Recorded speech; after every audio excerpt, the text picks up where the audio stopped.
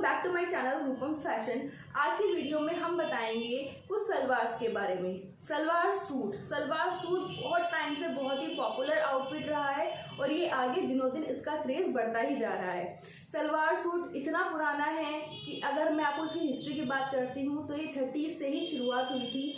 30s में ladies ने इसको पहनना शुरू किया था और ये आज तक भी इतना फेमस है क्योंकि ये बहुत ज़्यादा कंफर्टेबल है। अगर आप कोई सेमेस्टर सूट लेके आते हैं, सिंपल नॉर्मल सूट लेकर के आते हैं, तो अगर आप बहुत ज़्यादा कंफ्यूज हैं तो आप यूजुअली क्या बोलते हैं, यही कि यार सिंपल सलवार सूट ही बना दो, क्योंकि आपको पता है कि इसका फैशन कभी आउट नहीं होने वाला और ये मोस्ट कंफर्टेबल जोन में भी और इसको पहन के आप बहुत ज़्यादा कंफर्टेबल भी रहते हैं। 30s में लेडीज़ ने सैटिन, सिल्क, शिमर और कॉटन में इनकी सलवार, कॉटन के पूरे सूट पहनने शुरू किए थे जो बहुत अपीलिंग लुक भी देते थे।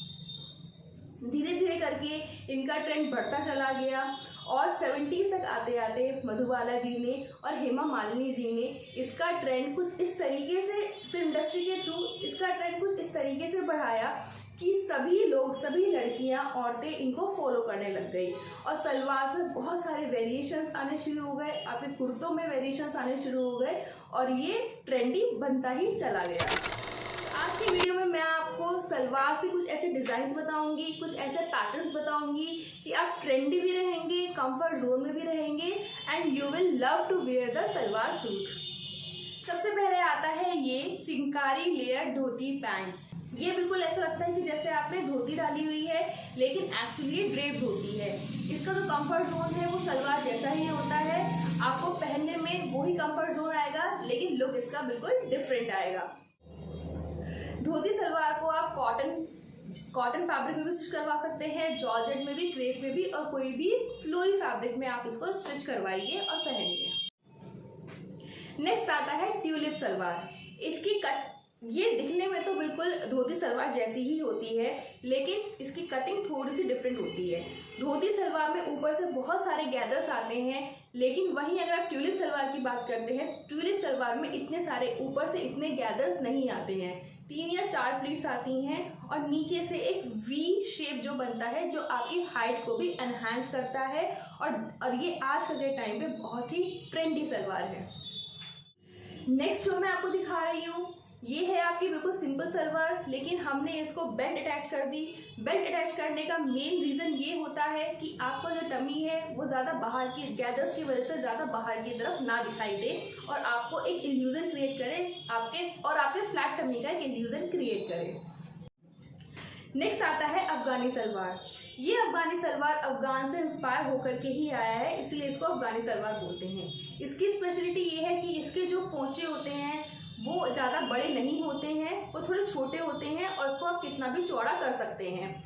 इसको ये नॉर्मल सलवार की तरह नीचे नहीं लगता है, ये एज ए बॉर्डर नीचे लगता है, चाहे वो कुर्ती की मैचिंग का हो और चाहे कोई भी आपको एम्पैलेज देने के लिए एम्ब्रॉयडर्ड बॉर्डर हो। नीचे से भी गैदर्स आएंगे और ऊपर से भी गैदर्स आएंगे। ट्राइड वंस, सीरियसली ये बहुत ही अमेजिंग सलवार लगती है। नेक्स्ट अरेबियन सलवार और पैंट का ये मिक्सचर है। इसमें नीचे सिमिलरली बॉर्डर है, लेकिन ऊपर से कोई गैदर्स नहीं है। जो नीचे जो बॉर्डर दिया है या नीचे जो लेस लगा रखी है वही आप साइड की कट में भी लगा सकते हैं, तो ये भी एक वेरिएशन है सलवार का। अब धोती सलवार के बाद आती है आपकी काउल सलवार। पहले के लोग इसे समोसा सलवार भी बोलते थे। काउल सलवार, काउल का मतलब है गैदर्स, ऐसे वाले। काउल एक डिज़ाइन है जो कुर्ते में भी आप बनवा सकते हैं, किसी ब्लाउज में भी बनवा सकते हैं, जो थोड़ा सा दुपट्टे जैसा ऐसा लुक देता है, तो इसीलिए इसको हम बोलते हैं काउल सलवार। काउल सलवार में साइड में इस तरह के काउल्स आते हैं, दोनों तरफ काउल्स आते हैं। बहुत हेवी सलवार बनती है और नीचे से टाइट फिटिंग की होती है और इसको आप टॉप के ऊपर भी डाल सकते हैं, शर्ट के ऊपर भी डाल सकते हैं, लेकिन थोड़ा शॉर्ट डालिए जिससे काउल्स विजिबल हों। अगर आप बाकी सबसे बोर हो गए हैं तो आप ये वाला पैटर्न भी सलवार का यूज़ कर सकते हैं। इसका स्क्रीनशॉट लीजिए, बुटीक में जाइए और स्टिच करवाइए। अगर आपको मेरा ये वीडियो पसंद आया है तो उसको लाइक कीजिए, सब्सक्राइब कीजिए एंड शेयर कीजिए और हाँ, बेल आइकन का बटन प्रेस करना ना भूलिएगा। मैं ऐसे वीडियोस अपलोड करती रहूँगी। धन्यवाद।